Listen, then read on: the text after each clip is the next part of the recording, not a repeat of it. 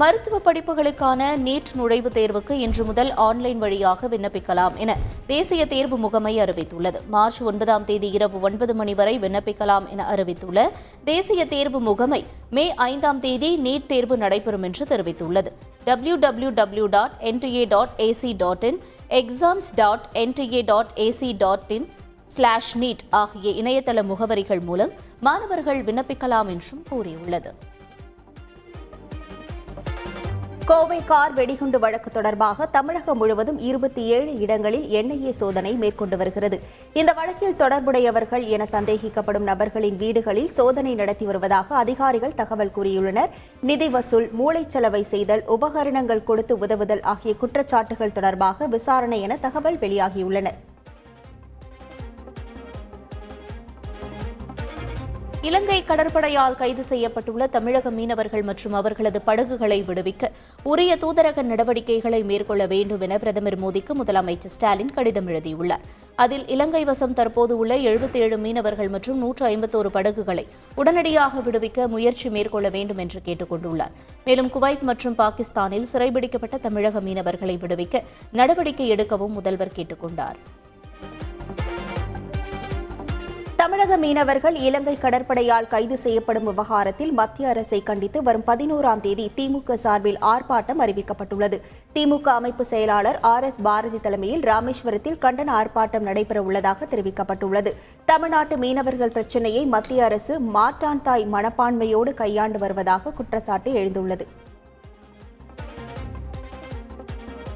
மக்கள் நீதி மய்யத்தின் தலைவர் கமல்ஹாசன் கோவை நாடாளுமன்ற தொகுதியில் போட்டியிடட்டும், வெற்றி பெறுவாரா என்பதை பிறகு பார்க்கலாம் என கோவை தெற்கு தொகுதி MLA வானதி சீனிவாசன் கூறினார். ஈரோடு மாவட்டம் கோபிச்செட்டிப்பாளையத்தில் செய்தியாளர்களிடம் பேசிய அவர் பல்வேறு சமயங்களில் கருத்து கணிப்பு பொய்யானது உண்டு என்றும் மீண்டும் 3வது முறையாக மோடிதான் பிரதமர் ஆவார் எனவும் கூறினார். பாஜகவுக்கும் அதிமுகவுக்கும் இடையே எந்த உறவும் இல்லை என்று அதிமுக முன்னாள் அமைச்சர் நத்தம் விஸ்வநாதன் கூறினார். மதுரையில் அதிமுக தேர்தல் அறிக்கை தயாரிப்பு தொடர்பான கருத்து கேட்பு கூட்டம் நடைபெற்றது. இதில் பேசிய அவர் கூட்டணி விலகல் குறித்து தமிழக பாஜக தலைவர் அண்ணாமலை தேவையற்ற விஷயங்களை பேசிக் கொண்டிருக்கிறார் என்று கூறினார். பிரதமர் மோடி மீண்டும் ஆட்சிக்கு வந்தால் குடும்ப ஆட்சியை ஒழிப்பார் என்று தமிழக பாஜக தலைவர் அண்ணாமலை கூறினார். திருவள்ளூர் மாவட்டத்தில் எண்மண் எண் மக்கள் யாத்திரை மேற்கொண்டுள்ள அவர் கும்மிடிப்பூண்டிக்கு வருகை தந்தார். அதனைத் தொடர்ந்து மீஞ்சூருக்கு வந்த அவருக்கு யாத்திரை செல்ல காவல்துறை அனுமதி மறுத்ததால் பரப்புரை வாகனத்தில் இருந்தபடி பேசினார். அப்போது பிரதமர் மோடியால் குடும்ப ஆட்சியை முடிவுக்கு கொண்டுவர முடியும் என்றும் அவர் கூறினார். தேசிய ஜனநாயக கூட்டணி தமிழ்நாட்டில் இல்லை என்றும் அந்த கூட்டணியில் இருந்தவர்கள் காணாமல் போய்விட்டார்கள் என்றும் திராவிடர் கழக தலைவர் வீரமணி கூறியுள்ளார். புதுக்கோட்டையில் பேசிய அவர் ஒருவர் கதவு திறந்தே இருப்பதாகவும் மற்றொருவர் மூடிவிட்டோம் என்று பேசி வருவதாக குறிப்பிட்டார். கூட்டணி அமையும் முன்பே வெற்றியை கணிப்பது சரியா என வீரமணி கேள்வி எழுப்பினார். முதல்வர் குடும்பம் குறித்து அதிமுக முன்னாள் அமைச்சர் அவதூறு பரப்பியதற்கு வருத்தம் தெரிவித்து பொதுச் செயலாளர் பதவியை எடப்பாடி பழனிசாமி ராஜினாமா செய்தால் துணை பொதுச் செயலாளர் பதவியை ராஜினாமா செய்வதாக திமுக MP R ராசா தெரிவித்திருக்கிறார். கோவையில் செய்தியாளர்களிடம் பேசிய அவர் அமைச்சரவையில் இருந்தவர் மீது அவதூறு வழக்கு இருப்பதாக குறிப்பிட்டார். வரும் நாடாளுமன்ற தேர்தலில் வாக்களிக்க தகுதியான வாக்காளர்களின் எண்ணிக்கை விவரங்களை இந்திய தேர்தல் ஆணையம் வெளியிட்டுள்ளது. அதன்படி 96,88,21,926 பேர் வாக்களிக்க தகுதியானவர்கள் என தெரிவிக்கப்பட்டுள்ளது. இதில் ஆண் வாக்காளர்கள் 49,72,71,994 பேர் என்றும் பெண் வாக்காளர்கள் 47,15,41,088 பேர் என்றும் கூறப்பட்டுள்ளது. நாடு முழுவதும் 3ஆம் பாலின வாக்காளர்கள் 48,044 பேர் உள்ளதாக தெரிவிக்கப்பட்டுள்ளது. கிளாம்பாக்கம் பேருந்து நிலையத்திலிருந்து தென் மாவட்டங்களுக்கு போதிய பேருந்துகள் இயக்கவில்லை என்று கோரி பயணிகள் போராட்டத்தில் ஈடுபட்டதால் பரபரப்பு நிலவியது. பேருந்துகள் அனைத்திலும் இருக்கைகள் முன்பதிவு செய்யப்பட்டதால் ஆத்திரமடைந்த பயணிகள் அரசு பேருந்துகளை சிறைப்பிடித்து போராட்டத்தில் ஈடுபட்டனர். அப்போது அங்கு பாதுகாப்பு பணியில் இருந்த காவலர் ஒருவர் பேச்சுவார்த்தையில் ஈடுபட்ட போது பயணிகள் அவருடன் வாக்குவாதத்தில் ஈடுபட்டனர்.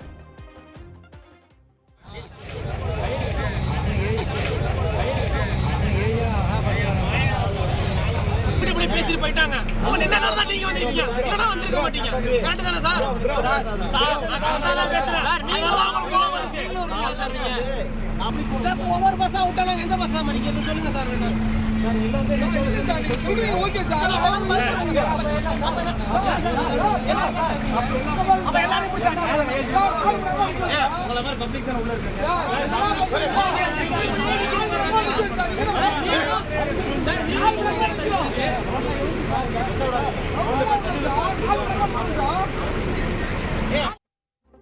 தேசிய நெடுஞ்சாலையில் சாலை மறியல் போராட்டம் தொடர்ந்து நீடித்து வந்ததால் கூடுவாஞ்சேரி சரக துணை ஆணையர் ஜெயராஜ் தலைமையில் 100க்கும் மேற்பட்ட போலீசார் குவிக்கப்பட்டு பொதுமக்களிடம் பேச்சுவார்த்தையில் ஈடுபட்டனர்.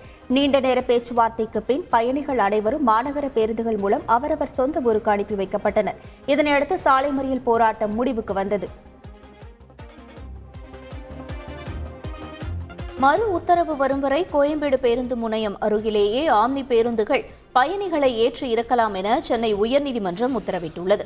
ஆம்னி பேருந்து உரிமையாளர்கள் சங்கம் சார்பில் தொடரப்பட்ட வழக்கை விசாரித்த உயர்நீதிமன்றம் போரூர், சூரப்பட்டு சுங்கச்சாவடிகளிலும் பயணிகளை ஏற்றிக் கொள்ளலாம் என்று உத்தரவிட்டுள்ளது. கோயம்பேடு பணிமனைகளில் பயணிகளை ஏற்றலாம் என்ற நீதிமன்ற தீர்ப்பு மகிழ்ச்சி அளிப்பதாக ஆம்னி பேருந்து உரிமையாளர்களின் சங்க தலைவர் அன்பழகன் தெரிவித்துள்ளார். சென்னை கோயம்பேட்டில் பேசிய அவர், எங்களின் வாழ்வாதாரத்திற்காக போராடி தீர்ப்பை பெற்றுள்ளதாக கூறினார்.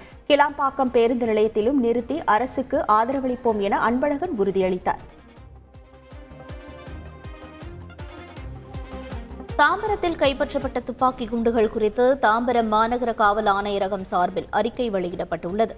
இது தொடர்பாக வெளியிட்டுள்ள அறிக்கையில், மேற்கு தாம்பரத்தில் வசித்து வரும் வழக்கறிஞர் தியாகராஜன் என்பவரது வீட்டின் கண்ணாடி கடந்த 6ஆம் தேதி துப்பாக்கி குண்டுகளால் சேதப்படுத்தப்பட்டதாகவும், அந்த துப்பாக்கி குண்டுகள் தாம்பரம் விமானப்படை பயிற்சி மையத்தில் பயன்படுத்தப்பட்டிருக்கலாம் எனவும் தெரிவிக்கப்பட்டுள்ளது. புதிய இந்தியா சூப்பர் வேகத்தில் பணியாற்றும் என்றும் இதுவே தனது உத்தரவாதம் என்றும் பிரதமர் மோடி கூறினார். டெல்லியில் பிரபல ஆங்கில நாளிதழ் சார்பில் நடைபெற்ற வர்த்தக மாநாட்டில் பங்கேற்று உரையாற்றிய அவர், கடந்த 10 ஆண்டுகளில் இந்தியா எவ்வாறு மாறியுள்ளது என்பதை வளர்ச்சி சார்ந்த நிபுணர் குழுக்கள் விவாதித்துக் கொண்டிருப்பதாக கூறினார். குறித்த காலக்கெடுக்குள் திட்டங்களை முடிப்பதே தமது அரசாங்கத்தின் அடையாளமாக மாறியுள்ளதாகவும் அவர் கூறினார்.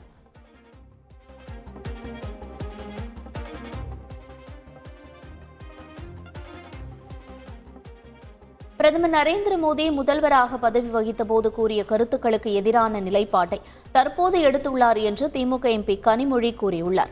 ஓசூரில் திமுகவின் தேர்தல் அறிக்கை தயாரிப்பு குழுவின் கருத்து கேட்பு கூட்டம் நடைபெற்றது.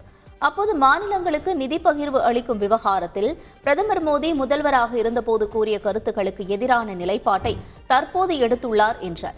இந்த விவகாரத்தில் மாநில முதலமைச்சர்களே களத்தில் போராட வேண்டிய சூழலுக்கு மத்திய அரசு தள்ளியுள்ளது என்றும் அவர் குற்றம் சாட்டினார். மாமல்லபுரத்தில் சர்வதேச பல்கலைக்கழக தரக்காட்டு நிறுவனம் சார்பில் 3 நாள் சர்வதேச கருத்தரங்கை ஆளுநர் RN ரவி தொடங்கி வைத்தார்.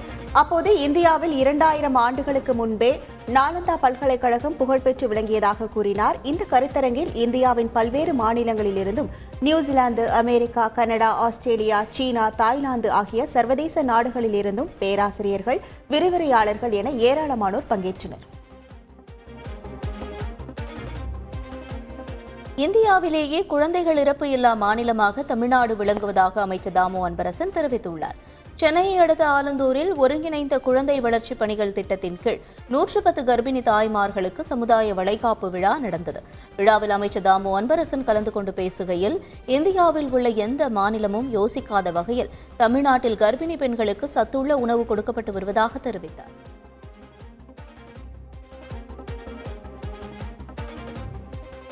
சாதியத்துக்கு எதிராகவும் வர்க்க முரண்களுக்கு எதிராகவும் ஒருங்கிணைந்து போராட்டத்தை முன்னெடுக்க வேண்டுமென மார்க்சிஸ்ட் கம்யூனிஸ்ட் கட்சியின் அரசியல் தலைமை குழு உறுப்பினர் பிரகாஷ் காரத் வலியுறுத்தியுள்ளார். முன்னதாக சென்னை தியாகராய நகரில் உள்ள கட்சியின் தலைமையகத்தில் சாதிய ஒடுக்குமுறை எதிர்ப்பு போராட்டங்கள் கள அனுபவங்கள் என்ற நூல் வெளியீட்டு விழா நடைபெற்றது. இதில் பங்கேற்று அவர் இதனை தெரிவித்தார். மறைந்த தேமுதிக தலைவர் விஜயகாந்தை பற்றி திமுக அமைப்பு செயலாளர் RS பாரதி பேசியது கடும் கண்டனத்துக்குரியது என்று தமிழக பாஜக தலைவர் அண்ணாமலை கூறினார். விஜயகாந்திற்கு பத்மபூஷன் விருது கொடுத்து கௌரவம் சேர்த்ததாக கூறிய அவர், RS பாரதியின் பேச்சுக்கு மக்கள் தக்க பாடம் புகட்டுவார்கள் என்றார். அரூர் அருகே பட்டியலின பெண்களுக்கு கொட்டாங்குச்சியில் தேநீர் வழங்கியதாக 2 பெண்களை போலீசார் கைது செய்தனர். தருமபுரி மாவட்டம் போளையம்பள்ளி கிராமத்தில் கூலி வேலைக்கு சென்ற பட்டியலினத்தை சேர்ந்த 4 பெண்களுக்கு கொட்டாங்குச்சியில் தேநீர் கொடுக்கப்பட்டதாக கூறப்படுகிறது. இந்த நிலையில் பாதிக்கப்பட்ட பட்டியலின பெண் கம்பைநல்லூர் காவல் நிலையத்தில் புகார் அளித்துள்ளார். அதன் அடிப்படையில் மாற்று சமூகத்தை சேர்ந்த தரணி மற்றும் சின்னத்தாய் ஆகியோர் கைது செய்யப்பட்டனர்.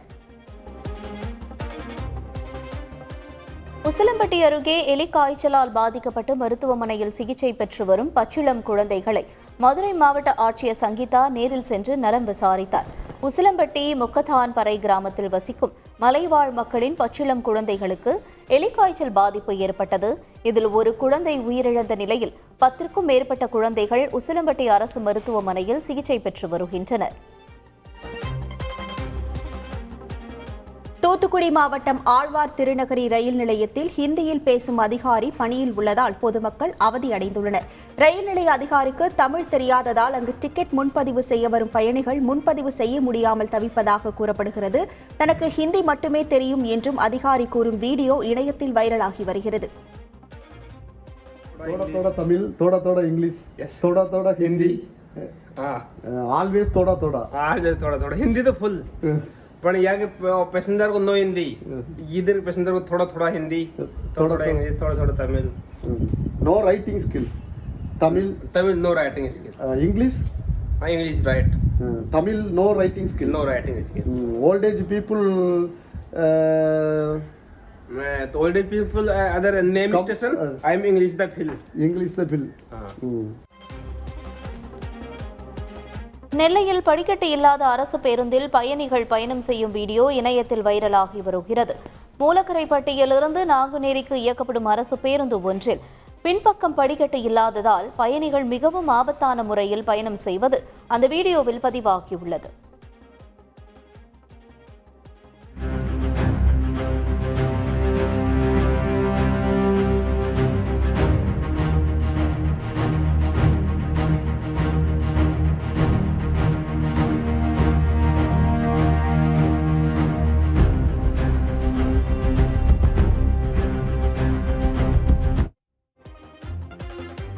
விழுப்புரம் மாவட்டம் மேல்மலையனூர் ஸ்ரீ அங்காளம்மன் பரமேஸ்வரி கோவிலில் தை அமாவாசை ஊஞ்சல் உற்சவம் நடைபெற்றது. முன்னதாக பால், சந்தனம், பழரசம் மற்றும் வாசனை திரவியங்கள் கொண்டு அம்மனுக்கு சிறப்பு அபிஷேகங்கள் நடைபெற்றன. இதனையடுத்து மலர்கள் மற்றும் மின் விளக்குகளால் அலங்கரிக்கப்பட்ட ஊஞ்சல் மேடையில் ராஜராஜேஸ்வரி அலங்காரத்தில் அம்மனை அமர வைத்து ஊஞ்சல் உற்சவம் நடைபெற்றது.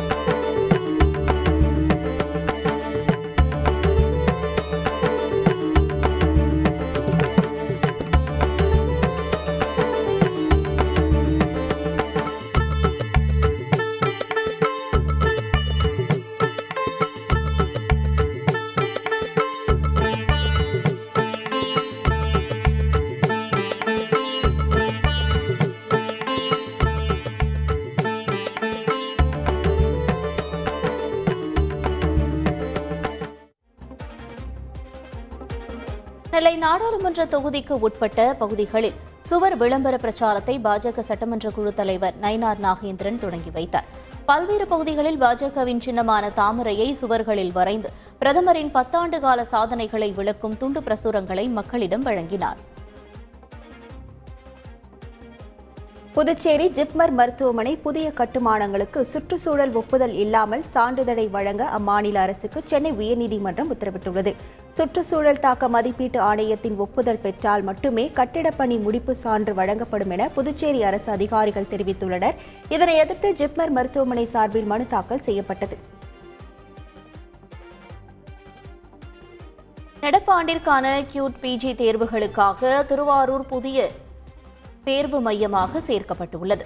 இதுகுறித்த அறிக்கை வெளியிட்டுள்ள தேசிய தேர்வு முகமை, ஏற்கனவே வேறு மையங்களை தேர்ந்தெடுத்து விண்ணப்பித்த மாணவர்கள் நாளைக்குள் இணையதள விண்ணப்பத்தில் மாற்றிக்கொள்ளலாம் என அறிவித்துள்ளது. அதன்படி திருவாரூரை தேர்வு மையமாக மாற்றிக்கொள்ள தேர்வர்கள் TN16 திருவாரூர் என்ற குறிப்பை தேர்ந்தெடுக்க வேண்டும் என்றும் அறிவுறுத்தப்பட்டுள்ளது. தமிழகத்தில் முதன்முறையாக திண்டுக்கல் ரயில் நிலையத்தில் டிக்கெட் பரிசோதகர் ஆக சிந்து என்ற திருநங்கை பதவியேற்றுள்ளார். இதன் மூலம் தெற்கு ரயில்வேயின் முதல் திருநங்கை டிக்கெட் பரிசோதகர் என்ற சிறப்பை அவர் பெற்றார். அவருக்கு ரயில் நிலைய மேலாளர் கோவிந்தராஜ், முதன்மை வர்த்தக ஆய்வாளர் சத்தியமூர்த்தி உள்ளிட்டோர் வாழ்த்து தெரிவித்தனர். நெல்லை புத்தக திருவிழாவில் 10 வயது சிறுவனால் உருவாக்கப்பட்ட ஹியூமனிட்டி வின்ஸ் என்ற புத்தகத்தை ஓய்வு பெற்ற நீதிபதி சந்துரு வெளியிட்டார். நெல்லையைச் சேர்ந்த கவின் என்ற 5ஆம் வகுப்பு மாணவன் ஸ்ரீவைகுண்டம் ரயில் நிலையத்தில் 800 பயணிகளுடன் சிக்கிய செந்தூர் எக்ஸ்பிரஸ் ரயிலின் பின்னணியை கொண்டு ஹியூமனிட்டி வின்ஸ் என்ற தலைப்பில் ஆங்கில புத்தகத்தை எழுதினார். லால் சலாம் படம் வெற்றியடைய வேண்டி திரைப்படத்தின் இயக்குநர் ஐஸ்வர்யா ரஜினிகாந்த் திருவண்ணாமலை அண்ணாமலையார் கோவிலில் சுவாமி தரிசனம் செய்தார். தொடர்ந்து அங்குள்ள திரையரங்கில் ரசிகர்களுடன் சேர்ந்து லால் சலாம் திரைப்படத்தை கண்டு ரசித்தார். கர்நாடகாவில் காணாமல் போன தலித் மாணவி கொல்லப்பட்ட நிலையில் அவருக்கு தொந்தரவு கொடுத்து வந்த இளைஞர் கழுத்தை அறுத்து தற்கொலைக்கு முயன்ற சம்பவம் பரபரப்பை ஏற்படுத்தியுள்ளது. தன்னை கைது செய்ய போலீசார் தீவிரம் காட்டுவதை அறிந்த நிதின் தற்கொலைக்கு முயன்றது விசாரணையில் தெரியவந்தது. இந்த சம்பவங்கள் குறித்து மாலூர் போலீசார் வழக்கு பதிவு செய்து விசாரித்து வருகின்றனர். கர்நாடக டிஜிபி பிரதாப் ரெட்டி பணி ஓய்வு பெற 2 மாதம் உள்ள நிலையில் திடீர் ராஜினாமா செய்துள்ளார். சொந்த காரணங்களால் ஓய்வுக்கு 2 மாதங்களுக்கு முன்பாகவே ஏப்ரல் 30ஆம் தேதியுடன் ராஜினாமா செய்ய உள்ளதாக பிரதாப் ரெட்டி கடிதத்தில் குறிப்பிட்டுள்ளார். ஆனால் சரியான பதவி வழங்கப்படாததால் அரசு மீதான அதிருப்தியில் அவர் ராஜினாமா முடிவை எடுத்திருப்பதாக கூறப்படுகிறது. புதுச்சேரி நகரில் உயர்நீதிமன்ற உத்தரவை மீறி சட்டவிரோதமாக வைக்கப்பட்டுள்ள பேனர்களை உடனடியாக அகற்ற மாவட்ட ஆட்சியருக்கு புதுச்சேரி தலைமை நீதிபதி உத்தரவை பிறப்பித்துள்ளார். உத்தரவை அமல்படுத்த தவறும் பட்சத்தில் அரசு அதிகாரிகள் மீது நீதிமன்ற அவமதிப்பு வழக்கு கொடுக்கப்படும் என்றும் அவர் எச்சரித்தார். கேரள மாநிலம் திருவனந்தபுரத்தில் உள்ள உஜப்புரா பகுதியில் உள்ள திடலில் திடீரென சுழல் காற்று வீசியது. சுழன்று அடித்து வானை நோக்கி வேகமாக சுழல் காற்று நகர்ந்தது. அங்கிருந்த இளைஞர்கள் சிலர் தங்களது செல்போனில் பதிவு செய்து சமூக வலைதளங்களில் காட்சிகளை பகிர்ந்தனர்.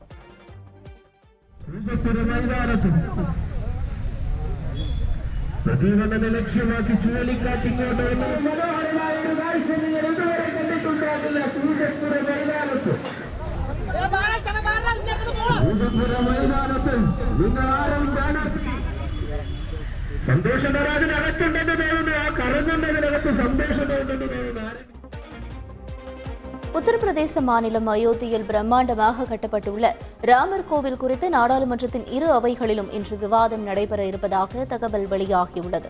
அயோத்தியாவில் ராமர் கோவில் கட்டப்பட்டதற்கு நன்றி தெரிவித்து தீர்மானம் கொண்டுவரப்படும் எனவும் அந்த தீர்மானத்தின் மீது 2 அவைகளிலும் விவாதம் நடைபெற இருப்பதாகவும் தகவல்கள் வெளியாகியுள்ளது.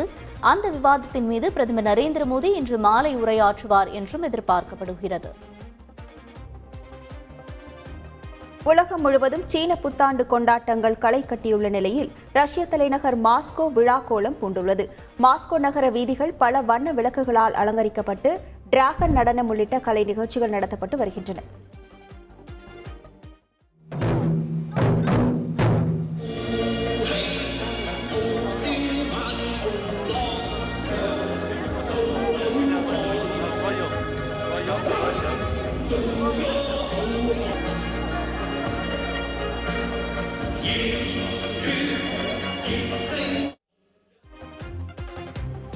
இலங்கையின் தேசிய கால்நடை மேம்பாட்டு வாரிய பண்ணைகளை இந்தியாவின் அமுல் நிறுவனத்திற்கு குத்தகை விட எதிர்ப்பு எழுந்துள்ளது. இதனிடையே பால் உற்பத்தியை பெருக்குவதற்கான 2 நாட்டு ஒப்பந்தத்தின்படி தேசிய கால்நடை மேம்பாட்டு வாரிய பண்ணைகளை அமுல் நிறுவன பிரதிநிதிகள் ஆய்வு மேற்கொண்டு வருகின்றனர். இதற்கு பால் பண்ணை உற்பத்தியாளர்கள் எதிர்ப்பு தெரிவித்துள்ளனர். விண்ணில் மிதக்கும் சர்வதேச ஆய்வு மையத்திலிருந்து 4 விண்வெளி வீரர்கள் பத்திரமாக பூமிக்கு திரும்பினர். 4 பேருடன் பூமிக்கு திரும்பிய விண்கலம் அமெரிக்காவின் புளோரிடா அருகே கடலில் பாராசூட் மூலம் இறங்கி மிதந்தது. கப்பல் உதவியுடன் விண்கலத்தில் இருந்த 4 பேரும் பத்திரமாக மீட்கப்பட்டனர்.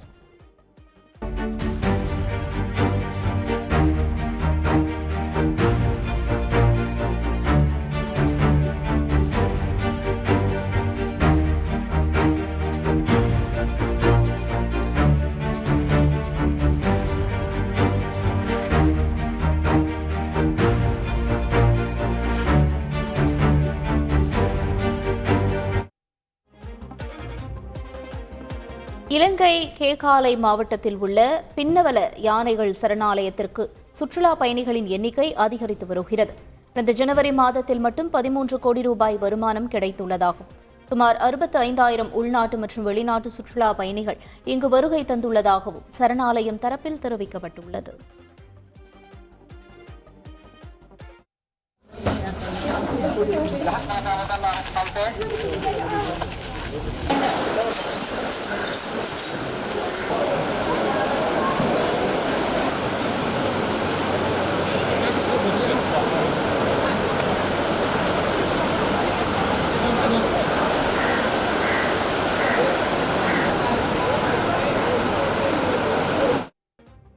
மறைந்த முன்னாள் பிரதமர் நரசிம்ம ராவுக்கு பாரத ரத்னா விருது அறிவிக்கப்பட்டுள்ள நிலையில் அவரது குடும்பத்தினர் ஹைதராபாத்தில் உள்ள நினைவிடத்தில் வைக்கப்பட்டிருந்த நரசிம்ம ராவ் உருவப்படத்திற்கு மலர் தூவி மரியாதை செலுத்தினர்.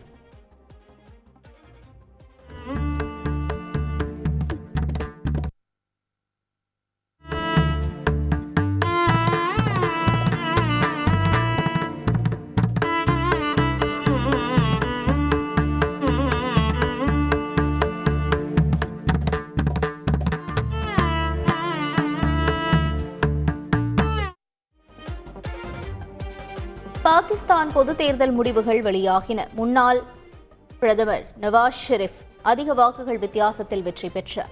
இதேபோல நவாஸ் ஷெரீப்பின் மகள் மரியம் நவாஸ், நவாஸின் தம்பியும் முன்னாள் பிரதமருமான ஷாபாஸ் ஷெரீப், ஷாபாஸின் மகன் ஹம்சா ஷபாஸ் என ஒரே குடும்பத்தைச் சேர்ந்த 4 பேர் தங்கள் கட்சி வலுவாக இருக்கும் லாகூரில் போட்டியிட்டு வெற்றி பெற்றுள்ளனர். பாகிஸ்தானில் நடைபெற்ற பொது தேர்தலில் தங்கள் கட்சி அதிக இடங்களில் வெற்றி பெற்றுள்ளதாக முன்னாள் பிரதமர் நவாஸ் ஷெரீப் அறிவித்துள்ளார். லாகூரில் கட்சி தொண்டர்கள் மற்றும் பொதுமக்களிடையே உரையாற்றிய நவாஸ் ஷெரீப் தங்கள் கட்சிக்கு தனி பெரும்பான்மை கிடைக்காவிட்டால் ஆதரவு கட்சியுடன் இணைந்து தாம் ஆட்சி அமைக்கப் போவதாக தெரிவித்துள்ளார். பாகிஸ்தானில் பொது தேர்தல் முடிவுகள் அதிகாரப்பூர்வமாக அறிவிக்கப்படாத நிலையில் முன்னாள் பிரதமர்கள் நவாஸ் ஷெரீப் மற்றும் சிறையில் உள்ள இம்ரான்கான் ஆகியோர் தங்கள் கட்சி வெற்றி பெற்றுள்ளதாக அறிவித்துள்ளனர். இதனால் நாட்டின் வடமேற்கில் உள்ள ஷங்கலா பகுதியில் வன்முறை வெடித்துள்ளது. வாகனங்கள் தீ வைத்து கொளுத்தப்பட்டதால் போலீசார் கண்ணீர் புகை குண்டுகளை வீசியும் துப்பாக்கியால் சுட்டும் கூட்டத்தை விரட்டியடித்தனர்.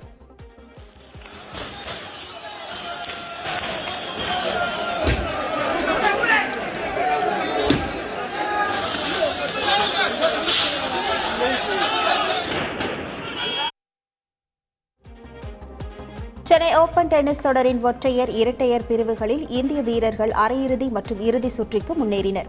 சென்னை நுங்கம்பாக்கத்தில் ஏடிபி சேலஞ்சர் ஆண்கள் டென்னிஸ் தொடர் நடைபெறுகிறது. இந்தியாவின் சாகேத் ராம்குமார் இணையும் ரித்விக் நிக்கி இணையும் இன்று இறுதிப் போட்டியில் மோதுகின்றனர்.